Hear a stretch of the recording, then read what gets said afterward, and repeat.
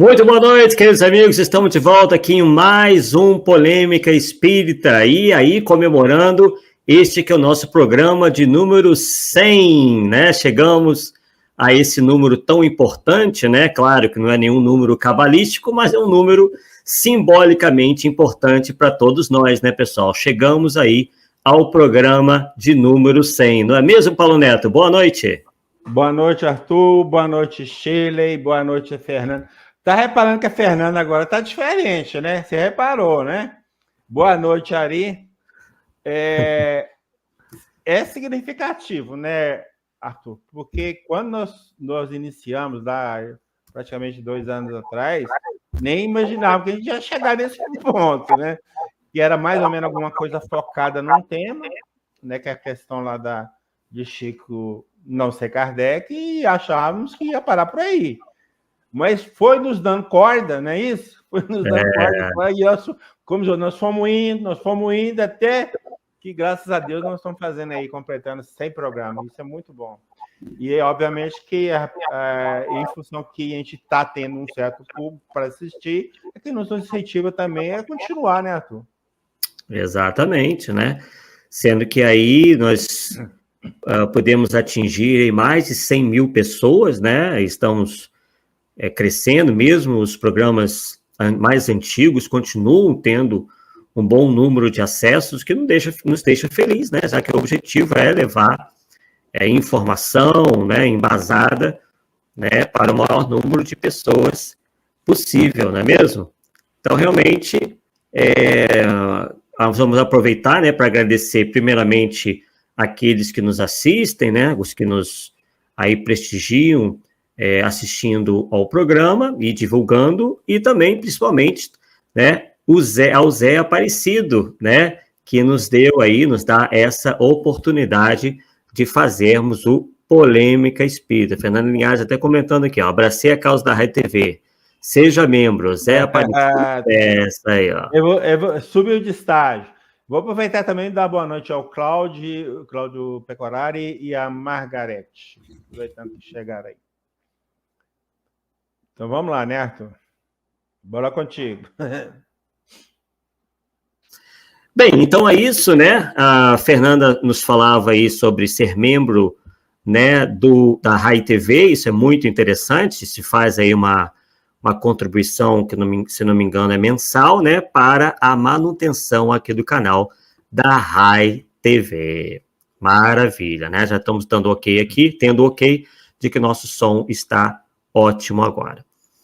Bem, então, vamos aí dar prosseguimento, né? Mais um Polêmica Espírita, como dizíamos, esse é o nosso programa de número 100. E vamos apresentar hoje, pessoal, um tema que nós, inclusive, apresentamos essa semana, mas que não sei se irá ao ar, porque foi feito lá para o canal do pessoal do Núcleo de Filosofia Espírita, e nem sempre eles passam o estudo para o canal deles. E nós achamos que ficou interessante, né? Então, iremos aproveitar para passar para vocês essas reflexões intitulada, né, que nós intitulamos de Misticismo Anti-Espirítico. Vocês logo vão entender. Inclusive, tem um pouco a ver com a nossa proposta aqui no Polêmica Espírita, que é justamente propugnar por um espiritismo bem compreendido, um espiritismo onde as bases sejam muito bem aí respeitadas, atendidas, né, o espírito de pesquisa sério seja cada vez mais estimulado para o engrandecimento da própria doutrina e principalmente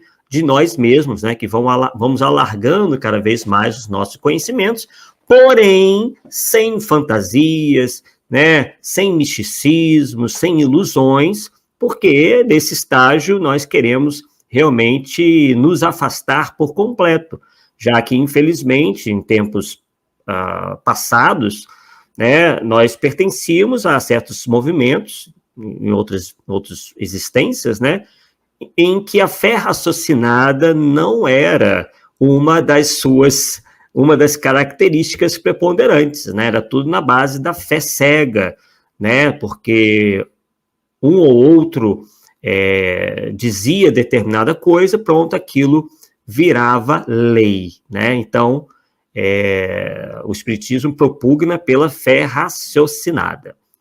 Bem, o Paulo saiu aí, mas daqui a pouquinho ele deve estar voltando. Bem, então nós poderíamos citar inicialmente aquela passagem de João, onde ele diz: amados, não creiais a todo espírito, mas provai se os espíritos são de Deus, porque já muitos falsos profetas se têm levantado no mundo. É o Paulo voltando aí. Caiu aí, né? É assim mesmo. Então, pessoal, o Espiritismo, consubstanciado, que é na doutrina espírita, teve e tem como principal missão restabelecer a verdade e revelar ainda outras tantas só capazes de serem hoje compreendidas em conformidade com o progresso intelecto-moral alcançado pela humanidade após séculos de lutas contra as trevas da ignorância, aquilo que nós falávamos há pouco, né? Devido ao atraso intelecto-moral da humanidade, se atrelou muito o pensamento religioso, aquilo que nós entendemos como espiritualidade, com coisas, né, ou conceitos completamente fantasiosos, né, místicos, né, baseados na imaginação humana. E o Espiritismo vem romper com essa tradição, né, na medida em que demonstra cabalmente todos os seus princípios. Mas isso só foi possível uma vez que nós alcançamos um estágio de progresso intelecto-moral suficiente para que esses princípios, essas verdades sejam compreendidas. Então, o Espiritismo veio no momento certo, quando a humanidade já estava suficientemente madura para compreender essas novas verdades. Então, a história nos conta que, por exemplo, a Igreja Católica lutou, pelo menos parte dela, ou alguns setores da Igreja, lutou por muito tempo, né, para que seus dogmas de fé cega não fossem atingidos pelas descobertas e avanços da ciência, o que, certamente, né, comprometeria o domínio da Igreja sobre os fiéis e desmantelaria a influência da Igreja, né, sobre as pessoas e também, de certa forma, manteria a sua posição econômica e política. Nós sabemos que por muitos séculos, religião e política andaram de braços dados, né, de mãos dadas, praticamente se confundindo. Então, a religião, os religiosos, tinham um poder muito grande, ao ponto de terem capacidade, né, de terem a possibilidade de perseguirem aqueles que não concordavam com seus postulados, com as suas ideias, com seus conceitos. E daí, né, inclusive, veio a tão famosa Inquisição aqui no Ocidente, né, principalmente na Europa, né, onde quem saísse 1 milímetro fora das ideias da Igreja, né, estava ali correndo um grande risco de parar numa fogueira ou numa sala de tortura, enfim. Né? Então, isso também colaborou para um atraso quase que geral no entendimento da humanidade sobre as coisas espirituais. Né? Estavam ali meio que congeladas, né, por indivíduos que queriam manter o poder através da religião. Arthur, aliado a esse lado político, nós temos também a questão de que as crenças religiosas, principalmente antigamente, pregavam muito certos seres espirituais, quanto os quais nós tínhamos que lutar ou cair nas garras dele, deu para entender, né? Era uma forma de dominar também, né? É verdade. Criaram a figura do demônio, né? Do diabo, do inferno eterno, né? Para amedrontar as pessoas. Né? Ou reza pela minha cartilha, ou vai para o inferno encontrar com um capeta, né?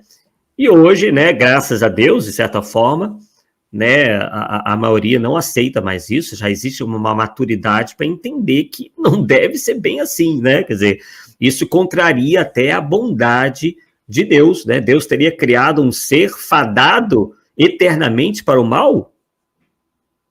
Né? Isso é completamente inconcebível, mas era concebível àquela época, né? Então, boa lembrança aí. E aí, com o Renascimento, né, que foi um período marcado por transformações em muitas áreas aí da vida humana, com o Renascimento, então, se assinalou o final da Idade Média e o início da Idade Moderna. Né? Então, houve aí, a partir daí, uma ruptura com as estruturas medievais, arcaicas, marcando o que alguns, inclusive, acreditam ter sido avanços nas artes, na filosofia e nas ciências. Não que na Idade Média não tivesse havido muitas coisas positivas, né? Nós sabemos que na Idade Média não foi também só uma idade das trevas. Houve, sim, aqui e ali, grandes homens, grandes obras, porém eram muito cerceados, né? Como dizíamos anteriormente. Tudo tinha que ser muito conforme a igreja queria que fosse, né? E também os poderosos aliados à própria igreja, né? À instituição religiosa. Então, houve maior liberdade para que houvesse avanços nas artes, na filosofia e nas ciências. E aí vem o pensamento iluminista, que durante o século XVIII marcou o fim do obscurantismo. Né? O que seria o obscurantismo? O obscurantismo vem do latim obscurans, que quer dizer escurecimento, que pela definição que nós encontramos é a prática de deliberadamente impedir que os fatos ou os detalhes de algum assunto se tornem conhecidos. Né? Então, é o que havia mesmo, que nós estávamos dizendo anteriormente.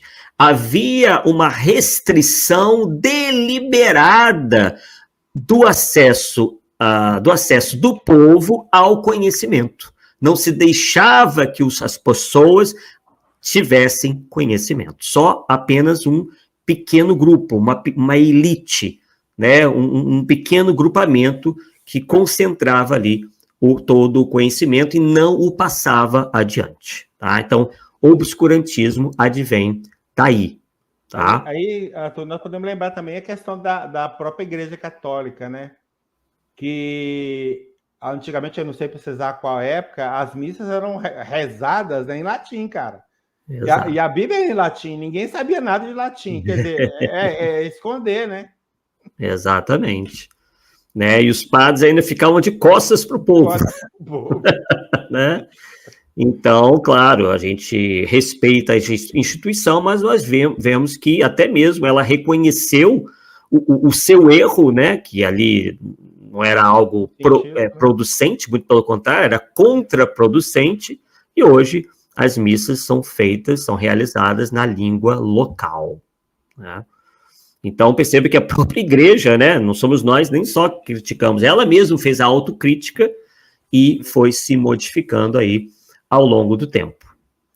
Né? Então, como dizíamos, veio o pensamento iluminista durante o século XVIII, que marcou o fim do obscurantismo e o que inaugurou uma era supostamente iluminada pela razão e respeito à humanidade. Então, a razão passa a ser colocada num patamar de igualdade com a fé. E aí começa a se criar um ambiente propício para o surgimento do Espiritismo. Não fosse isso, o Espiritismo certamente não viria a lume, porque não haveria clima.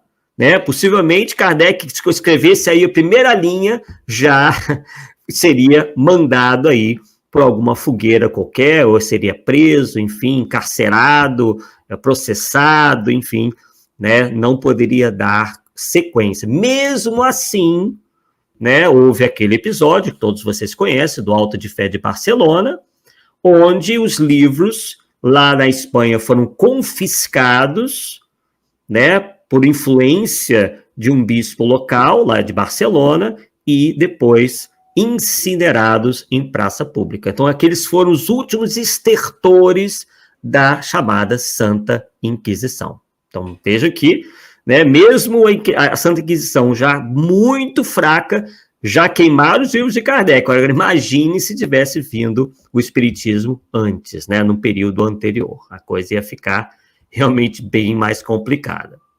Então, nós poderíamos mencionar aí, Paulo e pessoal, como precursores, né, os grandes racionalistas. Podemos mencionar o René Descartes, o Spinoza, os filósofos políticos Thomas Hobbes e também o John Locke. Tá? Podemos até falar um pouquinho deles, né? O Descartes, por exemplo, ele se notabilizou por seu trabalho revolucionário na filosofia e na ciência, e depois obteve reconhecimento com a matemática, né? Ele desenvolveu pensamentos voltados para a matemática, por sugerir a fusão da álgebra com a geometria.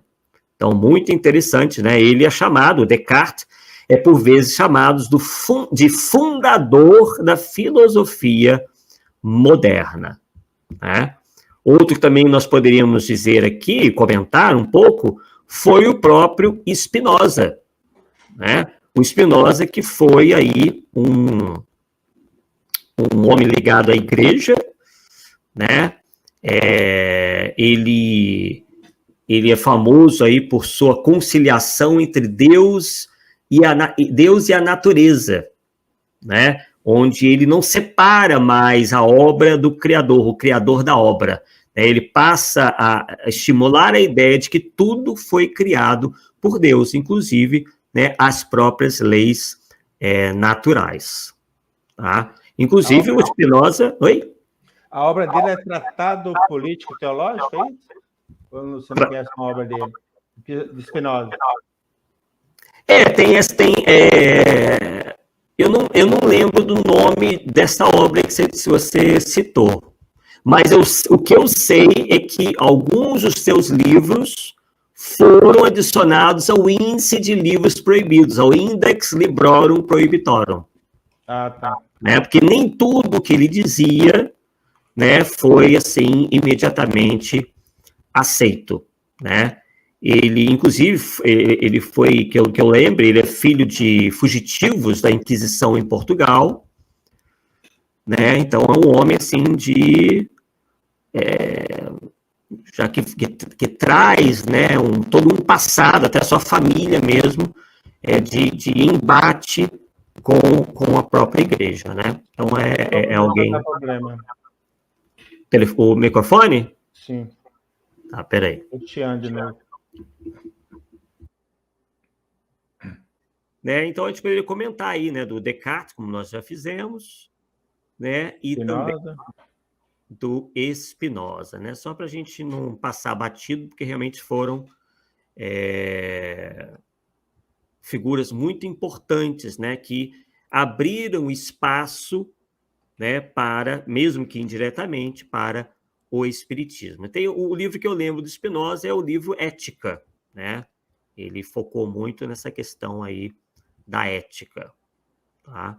Ele, enfim, tem muitas obras aí que ele publicou, também ele é muito ligado à parte da matemática, escreveu um livro sobre cálculo algébrico, etc, etc. Bem, então vamos lá. Então, o que diziam esses racionalistas, né, em suma? Que a fé tem um papel tão marcante quanto a razão humana. Tá? Então, eles chegaram a declarar, por exemplo, que, mediante o uso da razão, seria possível um progresso sem limites. E é o que a gente está vendo. Na medida em que a humanidade abraça a razão, dá liberdade à ciência, ela começa, então, a progredir de uma maneira muito mais acelerada. É por isso que a Revolução Industrial vem logo depois. E é a Revolução Industrial que vai ajudar a melhorar a vida de milhões e milhões de pessoas. Né? Claro que não foi imediatamente, né? Houve, claro, momentos de confusão, de pessoas saindo muito rapidamente, deixando o campo para ir para a cidade, né? Isso causa um transtorno, as cidades se tornaram muito populosas muito rapidamente, né? Causando uma série de problemas, mas não podemos esquecer do lado bom aí da Revolução Industrial. Né? Então, mais que um conjunto de ideias estabelecidas, o iluminismo representava uma atitude, uma maneira de pensar, que foi justamente a maneira de pensar que deu ensejo para que Allan Kardec pudesse fazer o que fez. Por exemplo, de acordo com Immanuel Kant, o lema deveria ser atrever-se a conhecer. Então, surge aí o desejo de reexaminar e pôr em questão as ideias e os valores recebidos, com enfoques bem diferentes, quer dizer, a liberdade de pensar, a liberdade de conhecer, mesmo que houvesse, mesmo que haja, isso é muito natural, incoerências, contradições entre os textos dos próprios pensadores. Então, cada pensador colaborou de uma forma, às vezes até se contradizendo, mas isso faz parte, né, do desenvolvimento da própria filosofia e também nós vamos encontrar isso na própria ciência. E aí, então, a doutrina da igreja ela é duramente atacada, embora, né, a maioria desses pensadores não renunciassem totalmente a ela. Como já dissemos, embora, como Spinoza, por exemplo, ele era um homem que combatia muitas ideias da igreja, mas, ao mesmo tempo, respeitava e, inclusive, tinha até crenças pessoais que a igreja aceitava plenamente. E aí nós podemos também mencionar o papel da França, né, que é a terra... Opa! Tivemos um pique aí de internet, já voltou? Sim, já. Como é que está o som? Beleza. Beleza? Então vamos lá.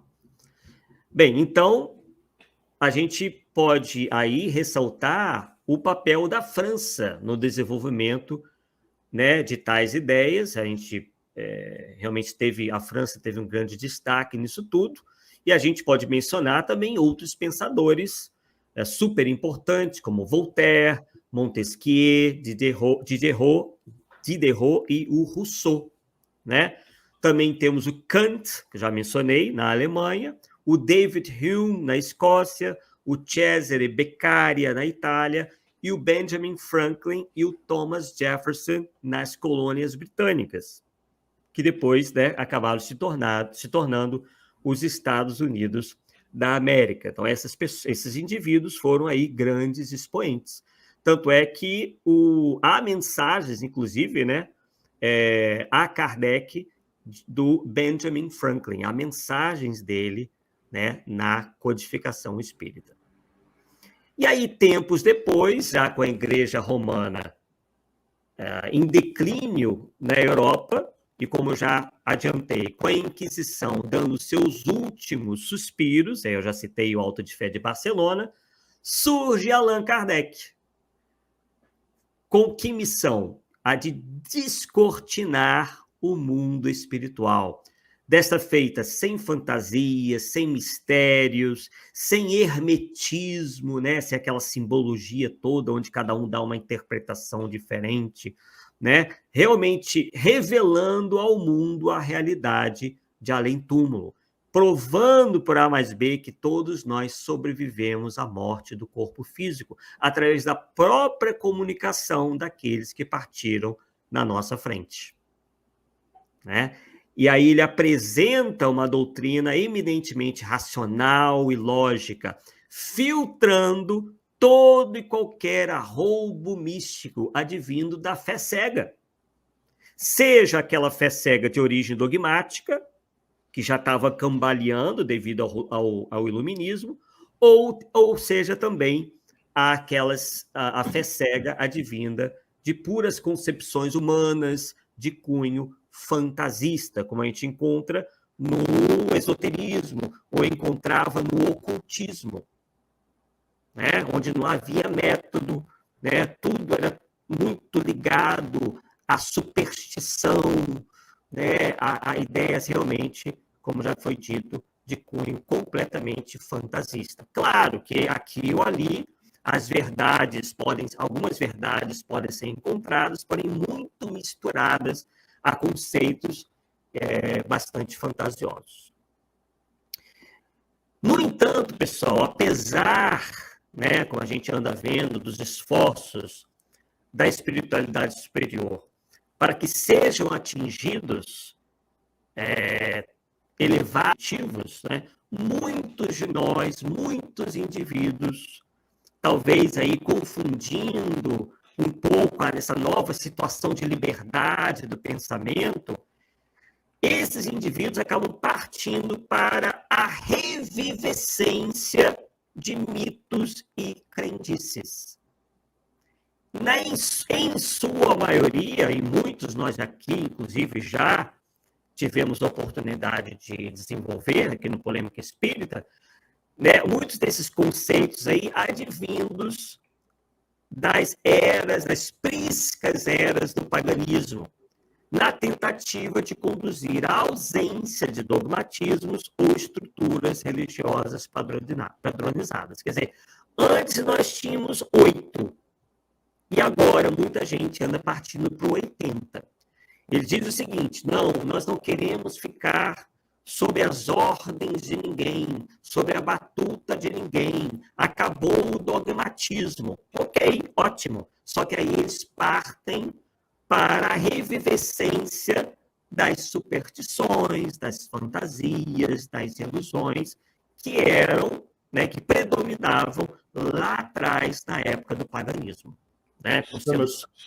Seu microfone está com problema de novo. Opa, peraí, vamos consertar isso daí.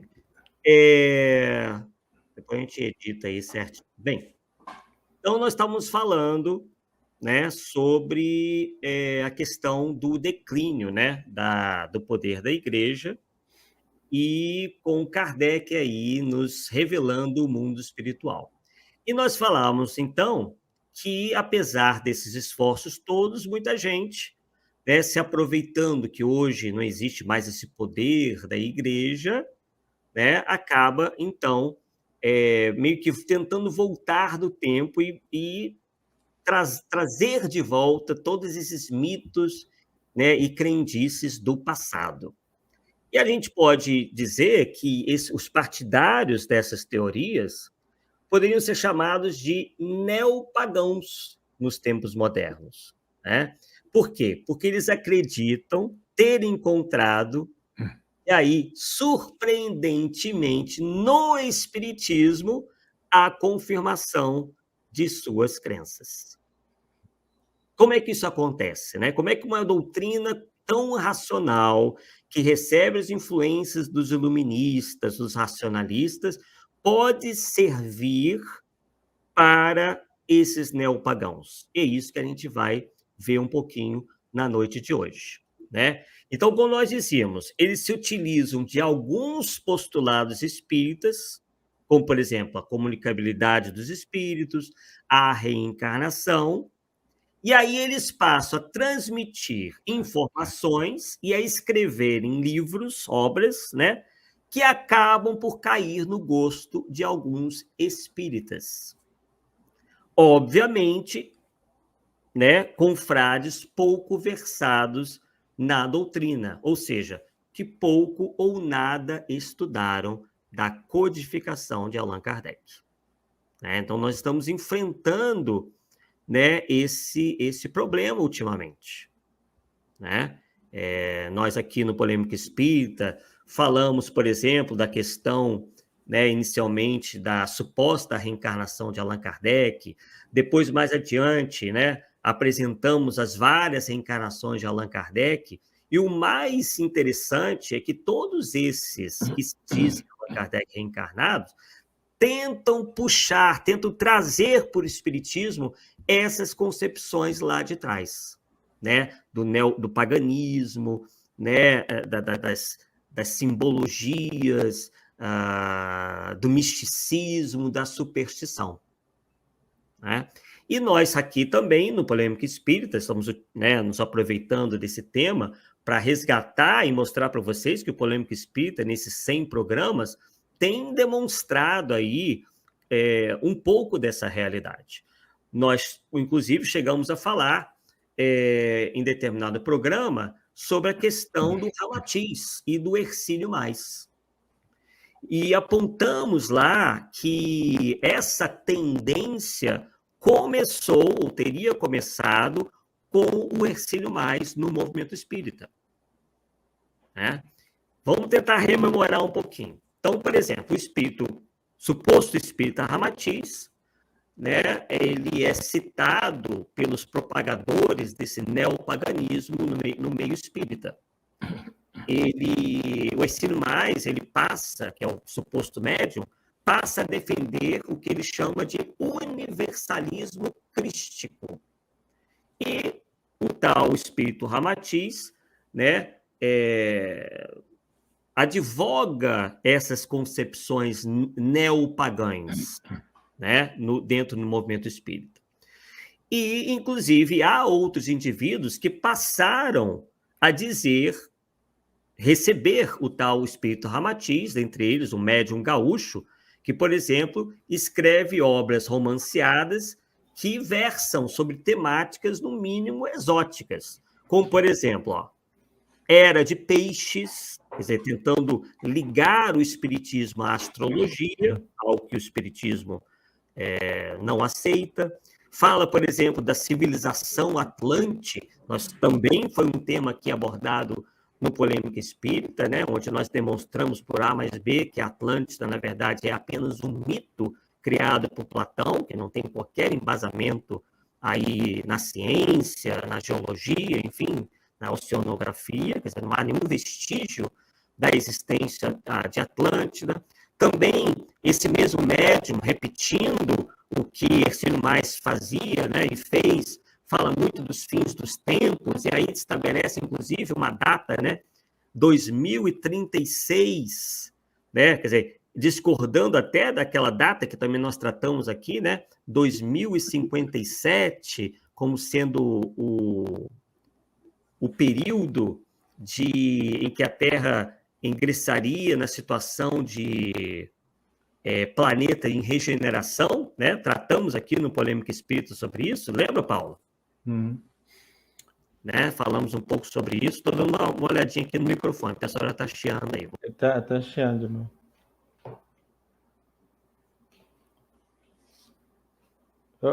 Arthur, não sei se você nota, mas de uns tempos para cá, no meio espírita, muitos confrades se propõem a explicar o livro Apocalipse, que é o último livro do Novo Testamento, supostamente escrito por João Evangelista. E nós, inclusive, já fizemos um estudo sobre isso, quando, na verdade, aquilo, as previsões... Primeiro, quem não sabe nem que João é esse que escreveu, né? O primeiro ponto. Mas quem escreveu, seja lá que João for, tá certo? Ele está falando da realidade próxima da dele, não para 1000 anos, 2000 anos, 3000 anos lá na frente. E, no entanto, o pessoal absorve essas ideias, né, de previsões para o futuro, né, lá para frente e tal, como se fosse a coisa mais natural. Eu falei, meu Jesus, não tem lógica, senhor, não tem lógica. É verdade. Essa temática apocalíptica, né, é meio que inaugurada no movimento espírita pelo Hercílio Mais, por isso que nós estamos citando aí. Né?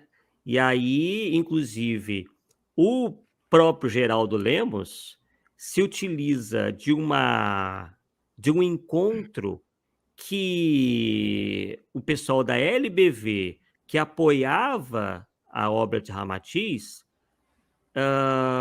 né, esse encontro entre o Chico Xavier e o pessoal da LBV. Eles foram lá questionar se realmente haveria astro intruso, aquela coisa toda. E aí a resposta do Chico Xavier não foi muito clara, né? Ele sempre, né, procurando não ferir as pessoas e tal. E aí, né, isso serviu de base para essa nova ideia aí da data limite, que, né, a princípio seria 2019, nada aconteceu, e agora já passaram para 2057. Então, também foi um tema que nós aqui no Polêmica Espírita chegamos a tratar, né? Dessa questão da data limite, 2057. No caso desse médium aí que se diz receber Ramatiz, ele já aponta uma outra data. Ele diz que vai ser até antes, 2036, né? E aí acontece com esse médium o mesmo que nós estamos vendo por aí. Ele diz receber revelações sobre personagens famosos da antiguidade, como faraós egípcios, legisladores hebreus, como Moisés, por exemplo, assim como outros que a gente nem encontra registro, que teriam vivido nessa terra mitológica, né, de Atlântida, Lemúria ou alguma civilização lendária qualquer. Quer dizer, então se começa com esses arroubos, né, místicos, sem comprovação nenhuma, onde esses indivíduos se apropriam do espiritismo, dos princípios espíritas, para darem vazão a todas essas fantasias que não têm, né, amparo nenhum, né? Isso tudo aí, essas histórias, Paulo, esses romances aí, entremeados por relatos de existência de dragões, né? Veja só, dragão, né? Uma coisa da mitologia, coisa completamente, né, fantasiosa, magos negros, né, que podem fazer de tudo, que seriam espíritos devotados ao mal, mas praticamente com poderes ilimitados, energias desconhecidas, como a tal energia vril, que na verdade, Paulo, veio de um livro de ficção científica, né? Onde um autor teve a ideia de contar uma história de uma civilização intraterrena que tinha, que era detentora de um poder que lhe era conferido por uma substância telúrica chamada vril. E ele apelidou isso no livro de ficção científica de Sociedade Vrília. A Sociedade Vrília, que seria essa civilização intraterrena. E aí, o que aconteceu?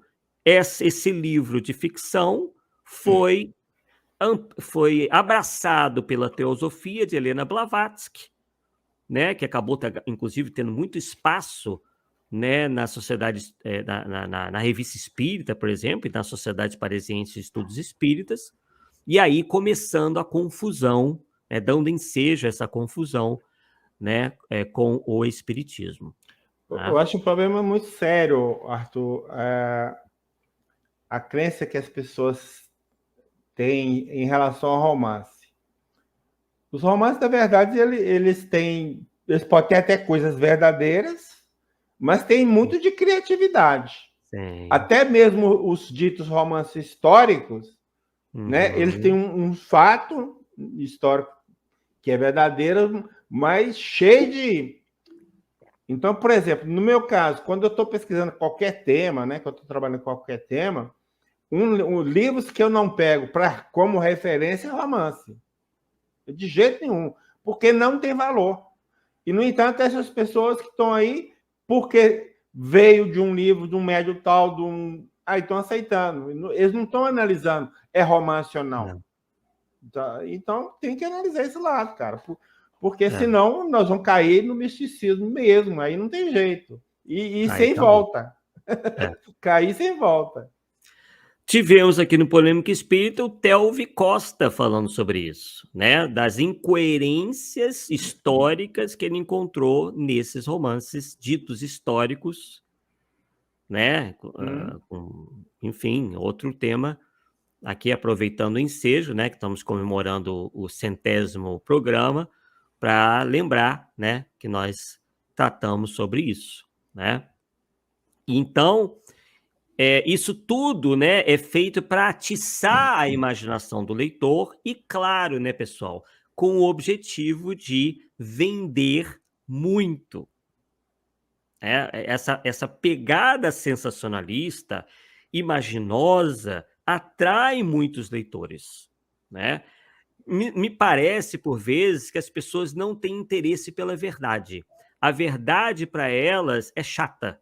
Elas querem ser conduzidas para mundos e realidades fantásticas, né? Porque elas não acham a realidade muito insossa, né? O conhecimento verdadeiro, para elas, parece que não tem muito valor. Então, esses indivíduos, né, se utilizam dessa tendência aí para ganharem muito dinheiro, venderem muitos livros com esse conteúdo aí fantasioso. Pois é, Tá? mas aliado aos autores, nós temos, infelizmente, as próprias editoras.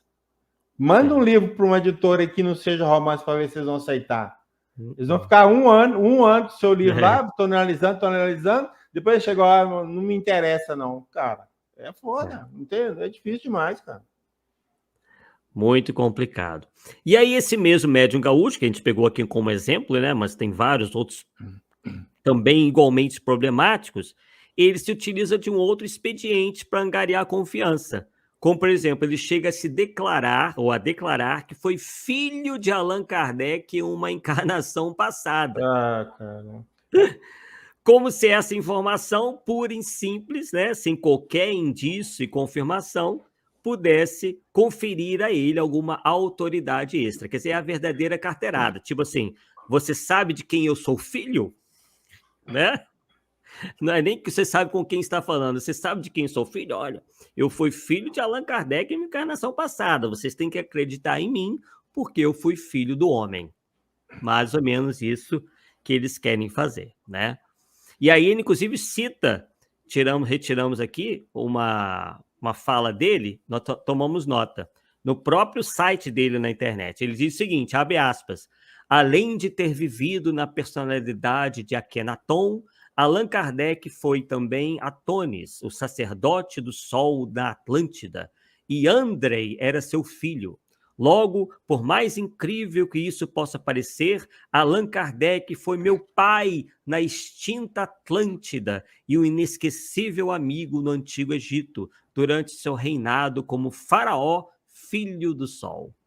Mas logo em Atlântida, cara, aí lascou, hein? Se formasse outro lugar, né? Exatamente. Né? Então, vejam aí como é que são as artimanhas.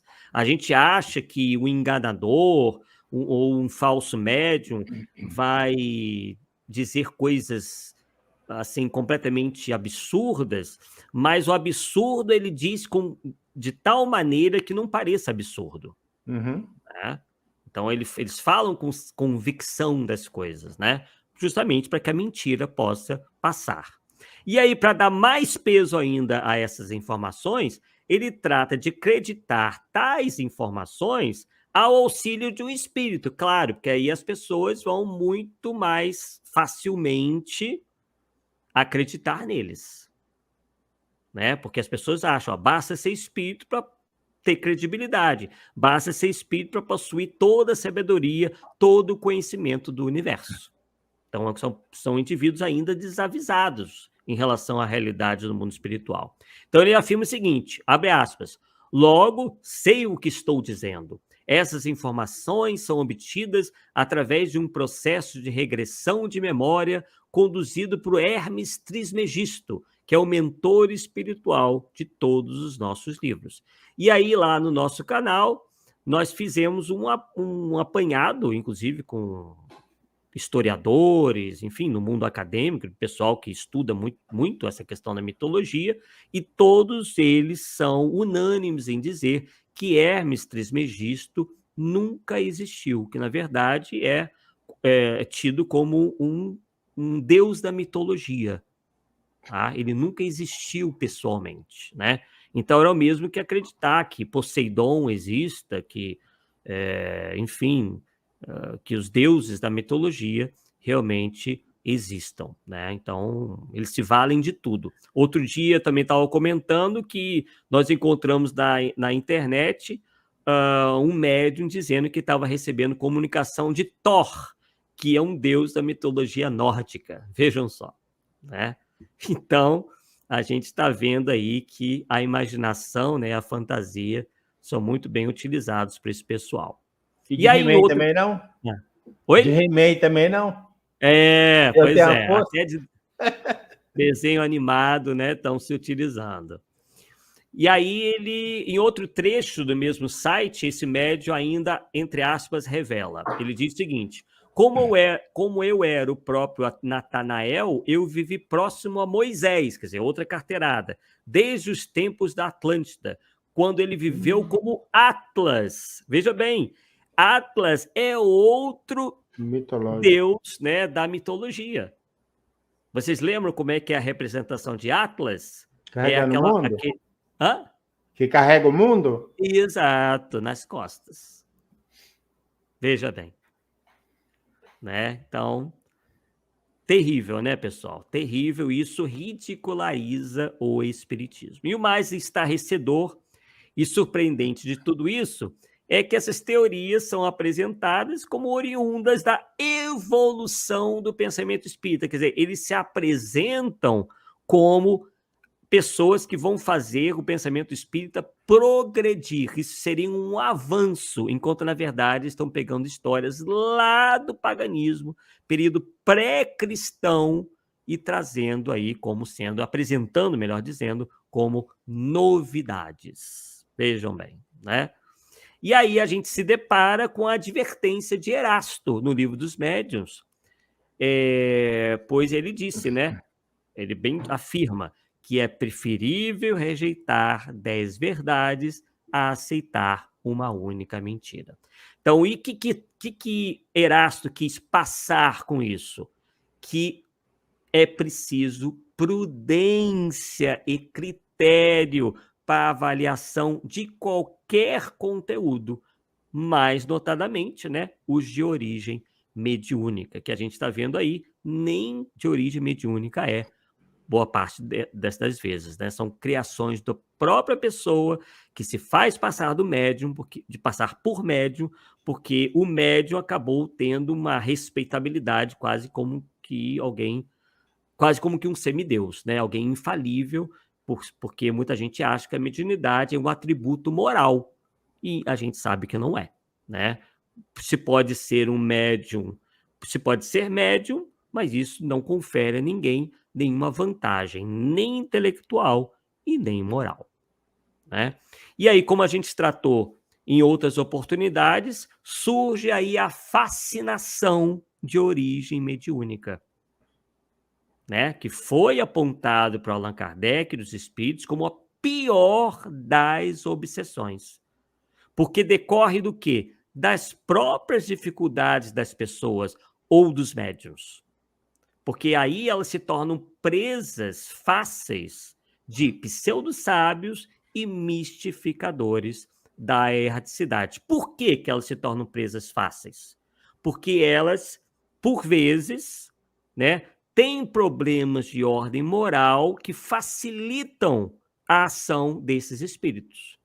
Vamos listar aqui algumas, Paulo. Vaidade. O que a gente entende como vaidade? O desejo imoderado de atrair a admiração das pessoas. Sim. Né? Então, isso, quando é constatado por esses espíritos mistificadores, isso é muito explorado. Como? Você é um grande missionário.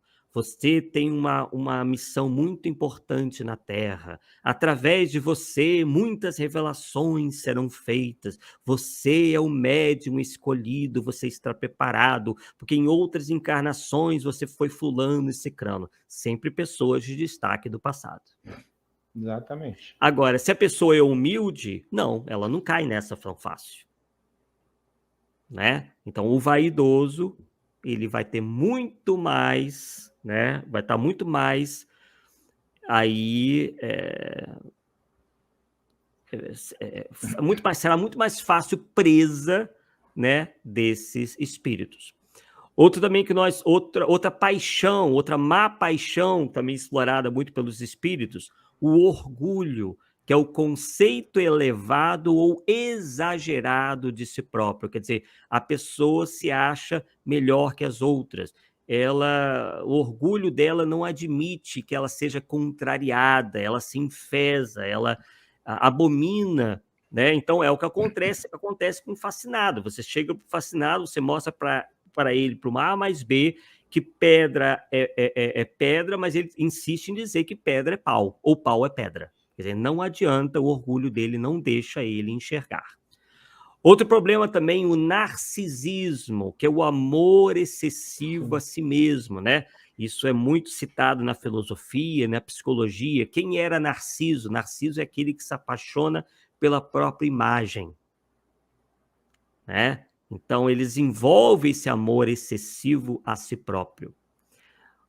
Outra paixão, também muito citada, né, principalmente nos textos espíritas, o egoísmo. O que é o egoísmo? O exclusivismo que faz o indivíduo referir tudo a si próprio.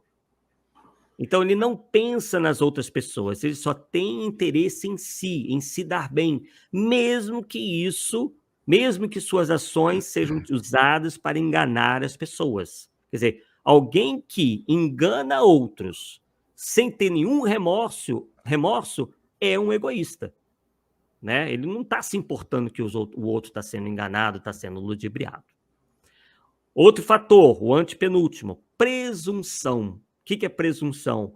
O ato ou efeito de presumir, de vangloriar-se, de formar de si grande opinião. Quer dizer, ele presume saber tudo, ele presume ser melhor que todo mundo, ele se vangloria a todo momento, ele se autoelogia, ele sempre também quer o elogio alheio. Outro fator também que dá ensejo à fascinação, a arrogância. O que é arrogância? Tomar como seu, atribuir a si. E o último, a ambição. Né? Por isso que Kardec falava dos médios interesseiros. Por quê? Porque eram indivíduos que eram muito ambiciosos, eles tinham um desejo veemente de fortuna, de glória, de honrarias, de poder. Né? A ambição também é o mesmo que cobiça. Arthur, o problema mais sério da fascinação é que quem está passando por ela jamais admite que está nela. Uhum. Tá certo? Esse que é o ponto. E se você chegar e falar que tá, ele fica seu inimigo. Entendeu? Ele te exclui da linha de amizade. Então é difícil tirar o cara de um processo desse. Muito difícil. Sim. Sem dúvida, sem dúvida. O pessoal aí participando, né? Com os comentários. Como é que tá o som aí, pessoal? Agora tá melhor. Tá melhor? Ah, então tá bom. Estabilizou, hein? Ótimo, maravilha. Bem, então, inclusive, esse tema aí da ambição, do desejo veemente de fortuna, nós temos, infelizmente, visto, né, nós temos notado que há muitos indivíduos que, baseando-se em outros que também alcançaram fortuna com essa estratégia, né, de vender livros aí cheios de fantasia, cheios de sensacionalismo, né, eles então começam a se espelhar nesses maus exemplos, a ponto, por exemplo, né, de, inclusive, organizar excursões pagas ao Egito, a outros lugares tidos como sagrados, especiais, místicos, né, com o fito, né, com a intenção de alcançarem vantagens materiais. Por quê? Eles conseguindo amealhar pessoas para essas excursões, eles mesmos conseguem viajar de graça, eles conseguem bonificações, né, das empresas de turismo, né, ele tem participação nos lucros. né? Então eles começam a inventar coisas sobre o Egito, que tem revelações maravilhosas sobre o Egito antigo.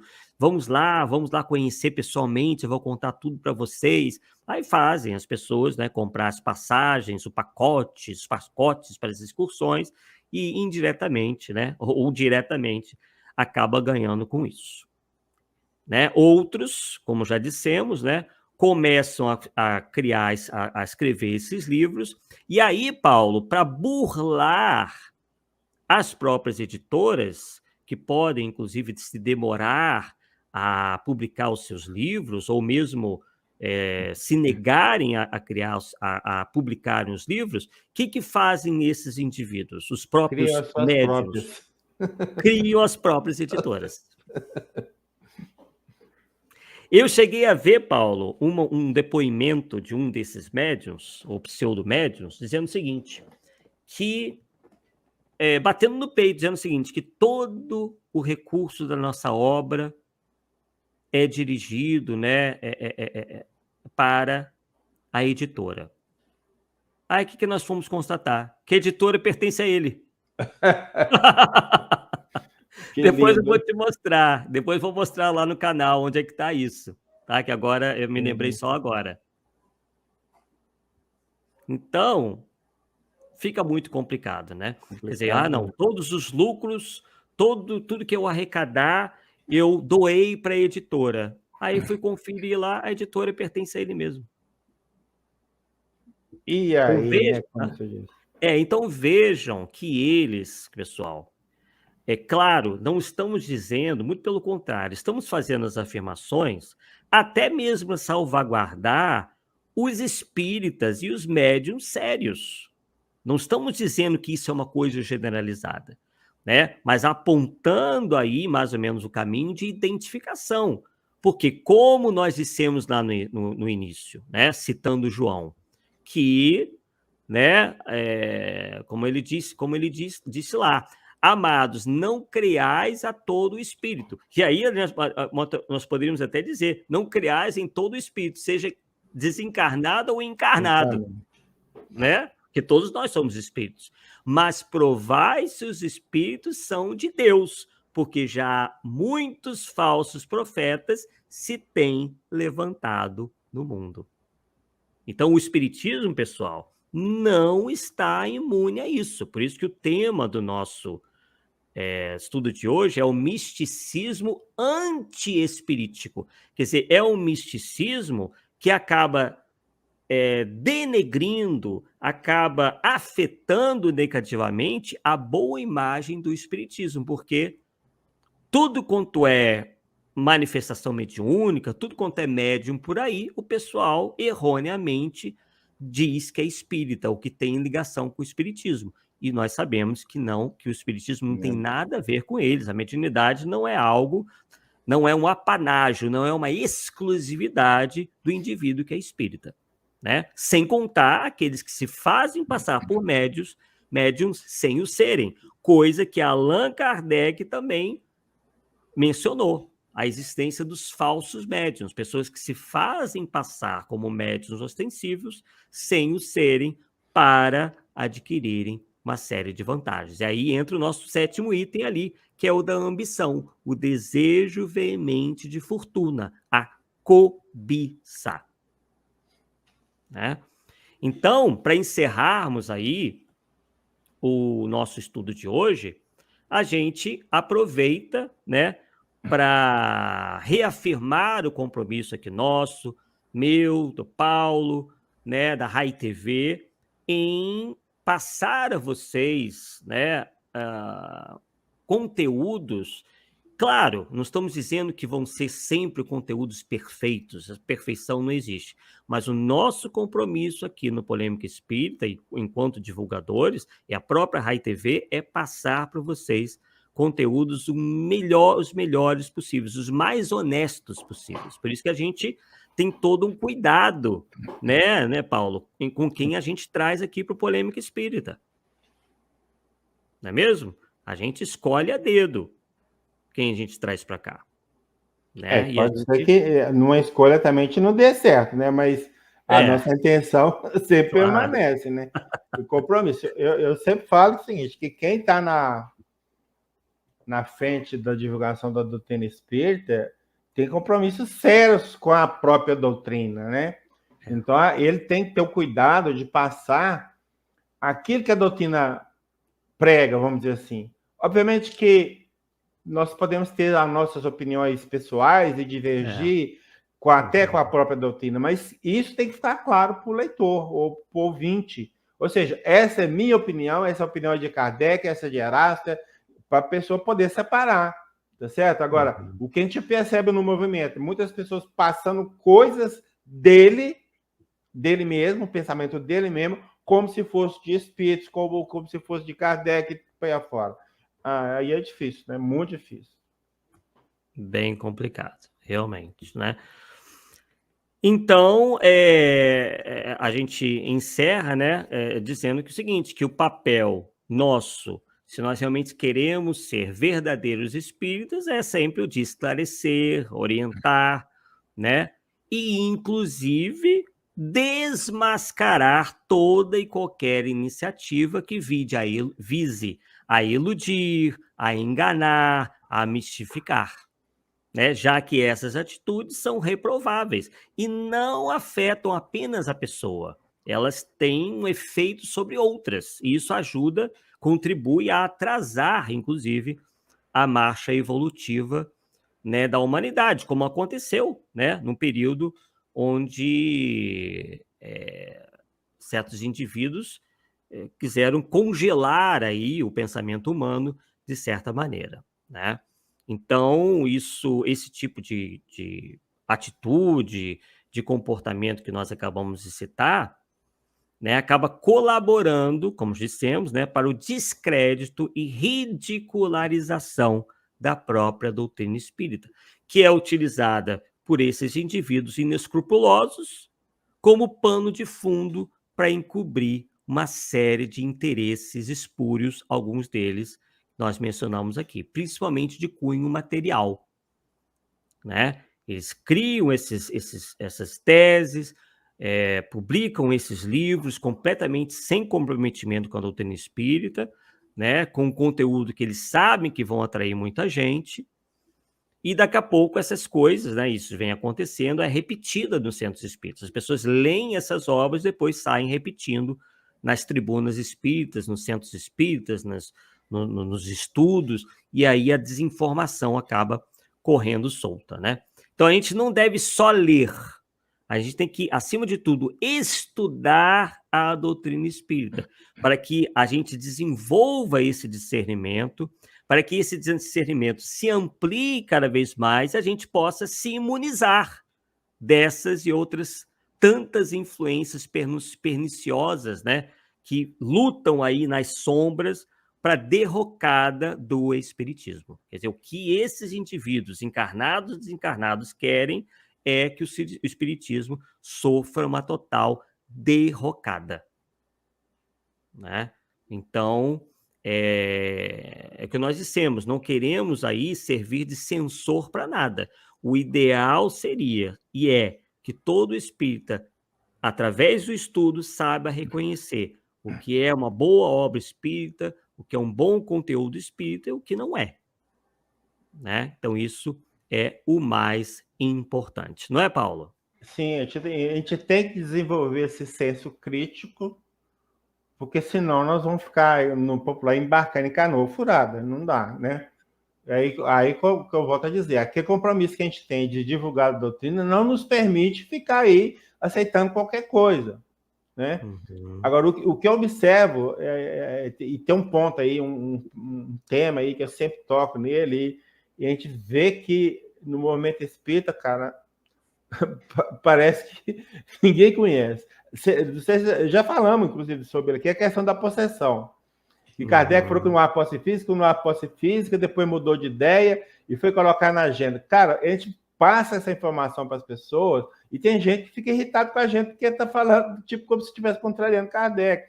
Eles não se dão o trabalho de ler uma pesquisa ou um levantamento ou um estudo sobre o tema para ver se tem sentido ou não e simplesmente se fecham na questão. Não tem, possessão, porque Kardec falou que não tem. Ponto.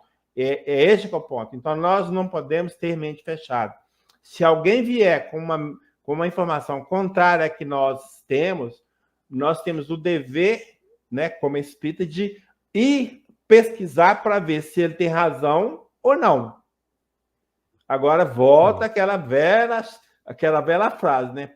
Achismo por achismo, eu fico com o meu. Então, se mostrar que eu estou errado, é um monte de ideia. Inclusive, claro. O Arthur, que tem recentemente acompanhado meu trabalho, eu tenho dó dele, porque todo dia eu estou mandando um texto do para ele. Arthur, dá uma olhada aí para mim. Porque é isso, o meu tipo de trabalho é esse. Eu quero estar certo, entende? E as pessoas que lêem que vão me te falar, Paulo, que isso aqui sinto muito. Você está falando, não tem nada a ver com o texto. É isso que eu quero. Não é que, não, tem que ser como, porque eu achei que é assim. Não, de jeito nenhum. É igual eu falei, eu tenho um compromisso com a doutrina e passar a verdade. A minha opinião na história é o que pouco vale, tá certo? Eu estou mais pelo lado do aspecto doutrinário, por isso que a gente estuda muito, trabalha muito e deixa o campo aberto para a crítica de quem quiser, né? Isso aí, isso aí. Bem, então aí fica o convite, né, para quem não conhece outros programas, né, aqui do Polêmica Espírita, já tem 100 aí para vocês assistirem, né, completamos hoje, então tem muita coisa, né, claro que nem todos os assuntos podem interessar esse ou aquele, mas realmente estamos muito satisfeitos, porque ao longo de 100 programas podemos aí trazer muito material interessante e tem muito mais pela frente, né, Paulo? Se Deus quiser. Se Deus quiser. Isso aí. Muito bom. Esperamos completar 200, 300, né? Programas. Inclusive, já anunciar que não na próxima quarta, que nós não teremos polêmica, né? Mas na outra quarta, daqui a 2 semanas, teremos o Adolfo de Mendonça Júnior, que foi citado aqui no nosso último estudo, né? Sobre a Imperatriz lá, né? Teodora. Qual que é o nome dela mesmo? Imperatriz? Agora Teodora. Teodora, Imperatriz Teodora, aquela história toda. Inclusive, no estudo dele, né, no artigo que ele publicou, ele cita o estudo do Paulo Neto, né? E sobre essa história aí que pervaga no movimento espírita, se mostrou completamente fantasiosa, né, sobre a Imperatriz Teodora. Aí eu também desenvolvi uma outra vertente, uma pesquisa sobre esse tema, né? E aí o Adolfo estará junto conosco, né? Claro que o Paulo vai poder também citar muita coisa que ele já publicou sobre esse assunto, assim como também o Adolfo vai poder ponderar também sobre o que ele já pesquisou sobre esse tema. Gonzada, eu me lembrei que você ficou de escrever esse negócio, ficou não? Não, vou pegar, transformar no artigo aí. Vai sair um artigozinho aí, para depois a gente disponibilizar para o pessoal, né? Sim. Sobre a Teodora, nós achamos muita coisa, né? Nas enciclopédia britânica, outras fontes que nós temos, né? E também pôde somar um pouquinho a pesquisa do Paulo e também a pesquisa do Adolfo sobre esse tema, né? Então, muito interessante. O Adolfo que estará aqui no Polêmica Espírita pela primeira vez. Só para vocês terem ideia, gente, com a palestra que o Arthur fez sobre essa questão, aí eu percebi que algumas coisas no meu trabalho estava depreciando a Teodora, de certa forma, e eu percebi que, na verdade, ela não é essa fada madrinha, não, feiticeira, madrasta, não é madrasta, é mais para fada madrinha. Eu tive que ajustar os textos lá, então houve um certo avanço nisso aí. Eu acho que essas informações são interessantes e por isso que eu falei com o Arthur, você tem que escrever isso, porque é mais uma visão diferenciada que as pessoas vão pegar, perceber e ler e vai só acrescentando, né? Isso é importante. Isso aí. Maravilha, né? Um trabalho conjunto aí. Juntos a gente é sempre mais forte, né? Vamos trocando ideias, um vai aprendendo com o outro, a gente vai somando aí ao conhecimento nosso e de todos aqueles que nos acompanham, né? Então, muito bom, pessoal, estamos aí muito felizes, né, por completarmos aí 100 programas, muito animados aí para o que está por vir, tem muita coisa ainda para ser tratada, né? E espero que vocês continuem aí nos apoiando, divulgando os programas, porque né, a Rai TV ela sobrevive, né, do YouTube, né? Os gastos que a Rai TV tem, às vezes, com transmissões ao vivo, com viagens, né? O Zé viaja para cobrir eventos espíritas, né? Tem que pagar o StreamYard, que é caríssimo, né? Não é de graça, não. Esse programa aqui, que faz a intermediação, né, o que é o StreamYard, ele é cobrado em dólar. Então, o dólar subindo, o StreamYard sobe junto, né? Então, tem custos aí, né? Então, se nós não colaborarmos, né, pelo menos divulgando o conteúdo, né, realmente a Rai TV vai se enfraquecer, não só o nosso programa perde, como também toda a programação aqui do canal da Rai TV. Então, Paulo, suas considerações finais para a noite de hoje. Então, isso aí agradecer ao pessoal que esteve aí hoje conosco, nos acompanhando, né, nessa live, agradecer você pelo convívio durante esses 100 programas, tá certo? A gente tem aprendido muito, eu acho que esse que é o objetivo, é crescer juntos, aprender uns com os outros, porque ninguém sabe tudo, não adianta, né? Essa querer pausar de que sabe tudo é fanatismo, besteira. Então, a gente está sempre aprendendo um com o outro, e importante, né?